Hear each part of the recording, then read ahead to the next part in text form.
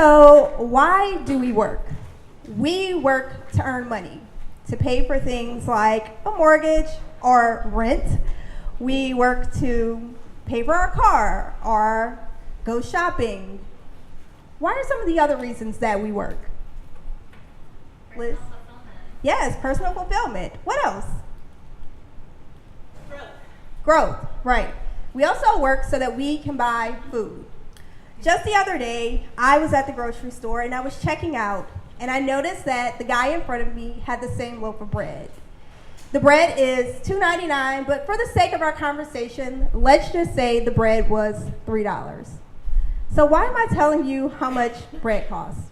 Well, even though the bread costs $3, women in this country typically earn less than men, but they still have to pay the same $3 for that bread, right? So a few years ago, Sheryl Sandberg wrote a book called Lean In. How many of you have heard of that book, Lean In? Quite a number of you. As she was promoting that book, I was introduced to an organization who talked about the gender wage gap. When I heard about the gender wage gap for the very first time, I didn't know if it was real, to be honest with you. I hadn't really heard of the wage gap before. So I decided to do a little research. And when I dug into it, I realized that it was real. And I got upset, and I decided I'm going to do something about this. So that was the impetus for me deciding to take on the mission of my life to work towards eliminating the gender wage gap. So what is the gender wage gap? Women in this country earn less than men. Most people, you'll hear them quote something like 79 cents on a dollar compared to their male counterparts. What that really breaks down to is Latino women earning about 54 cents on a dollar compared to their non-Hispanic male counterpart. Native American women earning 58 cents on a dollar, Black women 64 cents, white women 75 cents, Asian American women 85 cents on a dollar. So even though women are earning less than men, they have to pay that same $3 for that loaf of bread. And that's kind of crazy. That's just something on the very basic level. So why is there a gender wage gap? What contributes to that? There are a number of factors. One of those things is people will say that the gender wage gap is caused by an occupation or your education level, paid family leave, access to childcare. Part of it is biases, maybe discrimination. One major portion of the gender wage gap is it's unexplained. We don't know what causes a portion of that. But another reason is that women just don't ask. So don't think that this is just a young woman's issue. Linda Babcock and Sarah Lassiter wrote a book called Women Don't Ask. And in that book, they explore how women, when they don't negotiate their very first job offer, they stand to lose about $1 million in the course of their career. So let that sink in. That is way more than a loaf of bread, all right? What happens is when you don't negotiate, when you accept your first offer, every time you go to your next job, most people base it on what you currently earn. But even if you stay at the same job and you get a raise, that 2 or 3% raise, if your male counterpart negotiated his first job, and let's say he got $7,000 more, each time you both get a 2% raise, he's automatically getting more. And so it's really critical that we think about equality and the wage gap and what we can do about it, because there are some things that are beyond our control. We can't do anything about it. But the one thing that we can do is we can ask for more money when we get a job offer. We don't need to leave any money on the table. A few years ago, when I was starting my career, I was in the interview process. I had made it to the 3rd round. So you know what that feels like. You're kind of expecting a call. So when this number popped up on my phone, I recognized it. Y'all know the feeling like, oh yes, that's them. So I answer the phone and they say, hi, this is Jacqueline. We exchange pleasantries over the phone. Get to the point where they say, we love you. We want to offer you this job and we're going to pay you this amount of money. So I immediately paused. And pausing is a tactic that you can use when you negotiate, but I wasn't pausing as a tactic. Internally, I was screaming, oh my God, thank you for picking me and giving me a job. So after a few seconds, he said, hey, are you there? And I said, yes, I'll take it. Boom. Just like that, I had given away all of my negotiating power. I just accepted the job. So let's fast forward. In that role, I had a colleague, a person who started maybe a month after me, and you know how it is when you start around the time that someone else starts, you automatically become buddies because you have something in common. You're new to the company. So at lunch one day, I realized that my male colleague was earning more than me. And I didn't know how to feel. We had about the same years of work experience, although I had more responsibility in my work history, and there wasn't much difference in us other than I had a little bit more experience in terms of responsibility at work, but he was getting paid more. And I didn't know if I should be angry. Should I be angry at him? Should I be angry at the company? Like, so many confused emotions at that moment. But I realized that he did something that I didn't do. He asked for more money. So, going back to when I found out about the gender wage gap, which is years after this position, I started thinking about that moment. And as I'm teaching women how to negotiate, I realized that there is a framework that we can use, whether we're working full-time 9 to 5 or freelancing, whether you're a male or a female. There are certain things you can do to set yourself up to ask for more money appropriately in a job setting. So that framework is the basis of what we're going to talk about next. But let's set a foundation. Negotiation is not a battle. So take off the boxing gloves, throw them out the window. Negotiation is just a conversation, okay? So this framework that I'm talking about, it has 4 elements. The first one is prepare and package. What do I mean by prepare and package? When you get ready to negotiate, you have to know what you're negotiating for.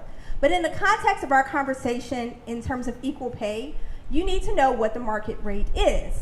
So a market rate is what someone gets paid with your type of work experience and education level, the skills that you bring to the table, and what that person earns in that geographic area. So what a person earns as a senior copywriter in Dallas is going to be different from what a copywriter earns in New York and different from what a person earns in Tampa, Florida, okay?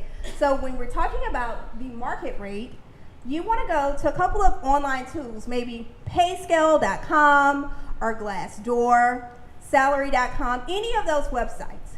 But what's most important is that you talk to people. Talk to other creatives like the people in this room. That conversation might look like something like this. Hey, Liz, I'm thinking about a role as a senior copywriter and trying to figure out what my market rate is. Do you think someone with my education and skill level should earn about $82,000? And Liz is going to say, yeah, that sounds about right. Or, whoo, you're asking for way too much. Or, whoa, you're selling yourself short. You should be getting paid more. So when you talk to people who have insight into the industry, they're going to be able to tell you what the market rate is. So there's this thing, right, this gender wage gap that we're talking about. If I ask Liz, Liz is earning the same thing as other women, guess what? She's earning less than her male counterpart. So I probably shouldn't ask Liz, I should ask Ralph, okay? Because he probably has better insight because white men who are non-Hispanic earn the most in this country. So I'm preparing with the market rate, I'm getting that number, but if you're a freelancer, what do? You don't go to PayScale to say, how much do I charge for my photography service? You talk to other photographers, you go to different websites, you find out how much does it cost to shoot a wedding or a creative morning event, or how much it costs to build a 5-page website. And so you base your prices appropriate to the skills that you offer in the city that you live in. Now the second part to that is you want to package it. This is part of your preparation, okay? And as you're packaging this, let's talk about this website for a second. No one raise your hand here, but how many times have someone come to you and says, I need your services, but I just can't afford them. And they give you this awesome story and it pulls at your heartstrings and you say, I really should be charging $700, but such a good story and they don't have money, so I'm gonna do it for free. Well, guess what happens when you do it for free? Now you're not working to pay your mortgage or rent or go to sporting events or even buy bread. You're just working for free. And so you need to be prepared with a package where you will tell people, okay, this is my price for this 5-page website. I charge $500, but the person only has $50. So what do? Well, maybe you give them a package where they have a landing page only, okay?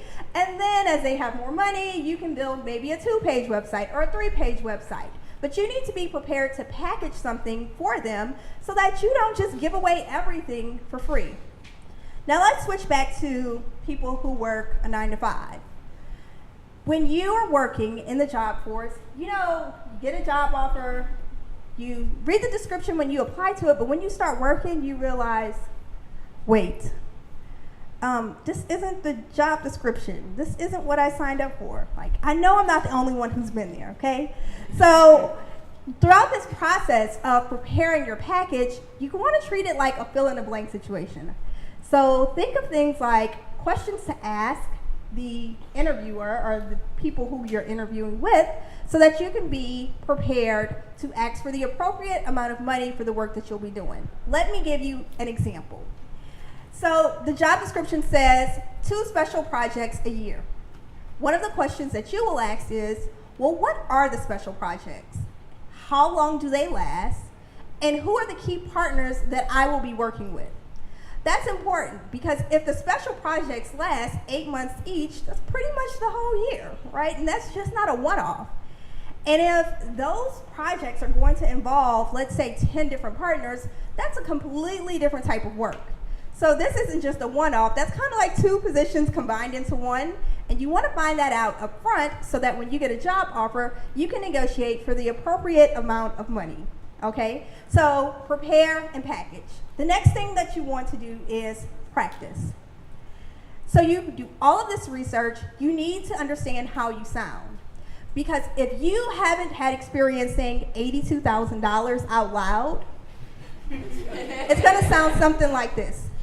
$82,000? With a question mark. And nobody's going to pay you that because you don't believe that you're worth that much, and they're not going to believe that you're worth that much. So practice aloud. Pull out your cell phone, hit the record button, get in front of a mirror so that you can hear how you sound saying this. You also want to be aware of your body language. So if you haven't seen Amy Cuddy's TED Talk on power posing, I highly recommend it because she goes deep on your body language and how to present yourself confidently. And even if you're talking on the phone, your body language matters because your diaphragm expands. And as your diaphragm expands, that makes your voice come out stronger. So don't slouch and sit on a couch when you're negotiating over the phone. You want to stand up just like you would if you were negotiating face to face. When you're practicing, try to practice with a friend because these conversations, they're a little bit uncomfortable. People don't really like talking about money. So have a conversation with a friend. You also record this, but practice going back and forth, having a little bit of resistance. You want to get uncomfortable when you practice so that you can be prepared for those uncomfortable moments in the real life situation, okay? People tend to get emotional when they're uncomfortable. And you need to remember that this is a conversation, not a battle, okay? So go ahead and practice. So the first thing that you did was you did your preparation and you packaged things together, you practiced. And now you need to ask. Part of the research that I've been reviewing says that women don't ask because one, they don't know that they can. Another reason is that they get afraid. What if they don't like me? What if they think that I'm greedy? What if they take the offer back? What am I supposed to say? So what are some of the reasons that you think people might not negotiate? Afraid of losing that opportunity. Yeah, afraid of losing the opportunity. Any other reasons? Perception of who you are or how you're going to come off. Exactly, the perception. How are you being perceived? And so people want to protect that by not asking. But let me tell you a little secret. When you know your value and worth in the workplace, people recognize that and they appreciate that. So ladies, I didn't know this, that you're expected to negotiate when you get that first offer. It is rare that the first offer is the best offer, okay? So they're expecting to go back and forth, so there's a little bit of wiggle room in that number. And even if you're offering your services to a client as a freelancer, you also want to give yourself a little bit of room to negotiate. So when you ask, remember to be confident, to say $82,000 with confidence and not $82,000. Or if you're giving your price for that 5-page website, that you have a package so that if they really can't afford it, you don't get your heartstrings tugged and give away that website for free. The next thing that you'll do is decide to accept it or walk away. When I lived in Atlanta, I worked for the CDC, and one of the things that I did was I worked in global immunization with polio in the emergency response center. So when the government shut down, I had to go to work. But a few months before the government shut down, I received Employee of the Month out of 200 people worldwide in this global division. And then like months later in Atlanta, it snowed. It doesn't snow often in Atlanta, so when it does, the city just shuts all the way down. So I had to work from home. But my supervisor told me something really important. She said, I was so impressed about the level of work that you produced when you were working from home.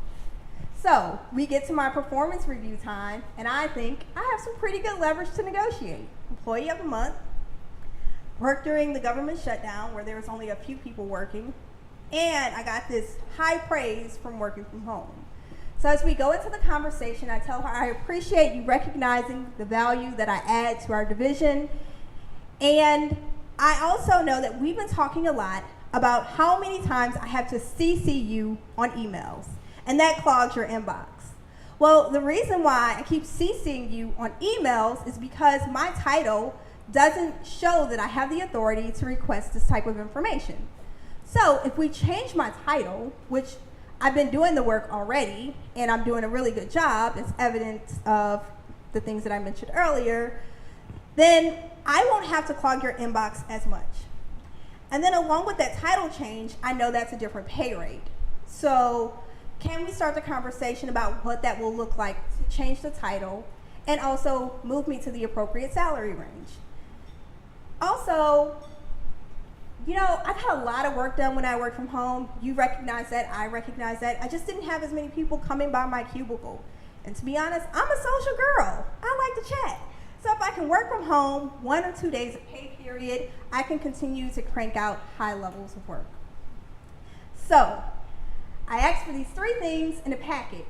I practiced, I knew what the market rate was for the title change, and then I presented the offer to her, my offer to her at my performance review time. Guess how many of the 3 things I got? 0. I know, I felt the same way. I was like, what? So I had to decide, do I take my skills and go somewhere else, or do I stay and keep doing a great job? Well, at that phase of my life, I really enjoyed the work that I was doing, so I decided to stay. And a few months later, I didn't get a raise, but I got a bonus.